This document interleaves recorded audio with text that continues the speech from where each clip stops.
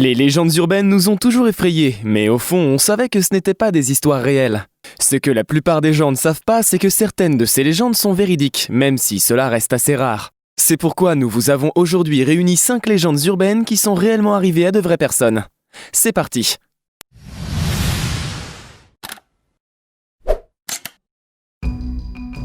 Numéro 5. Se faire voler un rein. On a tous déjà entendu cette histoire. Un homme se fait enlever, il se réveille dans un endroit paumé avec une cicatrice au ventre. Il vient de se faire voler un rein. Malheureusement, cette histoire est bien réelle. Durant l'histoire et encore aujourd'hui, de nombreuses personnes vivent cet enfer à cause du trafic d'organes. Les trafiquants profitent généralement de la vulnérabilité de leurs victimes pour les attirer. Ils leur proposent du travail, des logements ou encore de la nourriture pour les plus démunis. Numéro 4. Un harceleur sous le lit. Une des légendes qui est généralement racontée autour d'un feu dans les films, c'est le harceleur qui se cache sous votre lit. Ensuite, il vous appelle ou vous envoie des SMS pour signaler sa présence. Tout comme dans le célèbre film Scream. Une ado de 16 ans l'a malheureusement vécu. Une nuit, elle reçoit un texto comme quoi quelqu'un est en train de l'observer dans son lit. Après avoir averti sa mère, elle retourne dans sa chambre, regarde sous son lit et découvre son harceleur. Ce dernier a seulement 18 ans et s'appelle Kyle Ravenscroft. Pour justifier sa présence sous le lit de la jeune fille, il aurait déclaré « Je me suis juste endormi ici ». Il a été condamné à 12 semaines de prison. Numéro 3.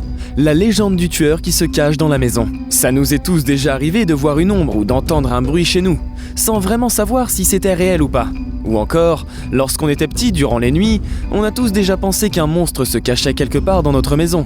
Malheureusement, en 1922, un père de famille a eu cette impression et ce n'était pas qu'une simple impression. Durant les années 1920, la famille Gruber, composée de 5 personnes, vivait à Inkerkeifeck, une petite ferme située en Allemagne. En mars 1922, Andreas Gruber, le père de famille agriculteur, déclare à plusieurs reprises à ses voisins qu'il se passe des choses étranges dans sa ferme. Il affirme tout d'abord avoir entendu à plusieurs reprises des bruits dans son grenier. Il dit ensuite avoir trouvé un journal qui ne lui appartient pas. Les clés de sa maison auraient également disparu, et ce n'est pas tout.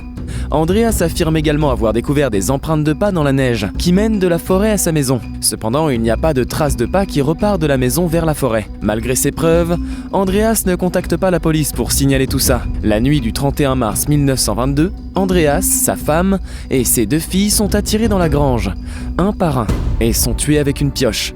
Le tueur est ensuite monté dans la chambre du petit Joseph, le fils d'Andreas, et l'a abattu alors qu'il dormait. Il tue ensuite la femme de ménage qui était à son premier jour de service. Selon les enquêteurs, le tueur aurait passé plusieurs jours dans la maison des Gruber.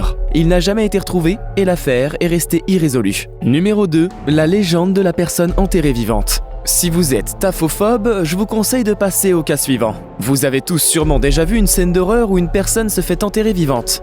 Cette légende est assez courante. Eh bien, sachez que cela est déjà arrivé dans le passé à plusieurs reprises. Par exemple, en 2015 au Honduras, une ado de 16 ans qui était enceinte a été enterrée vivante par erreur. Quelques jours plus tôt, Neisy Perez s'était évanouie chez elle. Les médecins qui pensaient qu'il s'agissait d'un arrêt cardiaque l'ont déclarée morte. Elle a donc été enterrée. Le lendemain des funérailles, le mari de la jeune fille a affirmé avoir entendu crier et frapper contre le cercueil. La famille a réussi à la sauver du cercueil, mais la jeune fille est morte après avoir été transportée à l'hôpital. Son cercueil a été retrouvé avec des parties brisées, et Neisy Perez avait les doigts ensanglantés lorsqu'elle a été trouvée. Numéro 1. La légende de la fille qui se fait poignarder dans une bibliothèque alors que personne ne voit rien. Cette légende est bien connue et la scène a été reprise de nombreuses fois dans le cinéma. Une jeune étudiante se fait poignarder dans une bibliothèque dans le plus grand des silences, à tel point que personne ne remarque rien. Eh bien, sachez que cette scène s'est réellement produite dans le passé. En effet, le 28 novembre 1969, l'étudiante Betsy Hartzma, 22 ans, a été poignardée dans la bibliothèque de son université. La jeune femme s'y était rendue pour effectuer des recherches sur un sujet. Elle a été poignardée avec un couteau dans la poitrine gauche. La jeune femme s'est écroulée au sol, mais personne n'a rien remarqué. Autre fait étonnant, ce jour-là, elle portait une robe rouge. Le sang était donc difficilement remarquable. Les secouristes ont même pensé au début qu'elle avait eu une crise cardiaque ou une maladie. Quelques minutes après l'agression, 2 hommes inconnus sont allés dire à la réceptionniste « Quelqu'un ferait bien d'aider cette fille ». Ces 2 hommes n'ont jamais été identifiés. À ce jour, 48 ans après le meurtre de Betsy Hartzma, l'enquête n'a toujours pas été élucidée et la police recherche toujours le ou les coupables.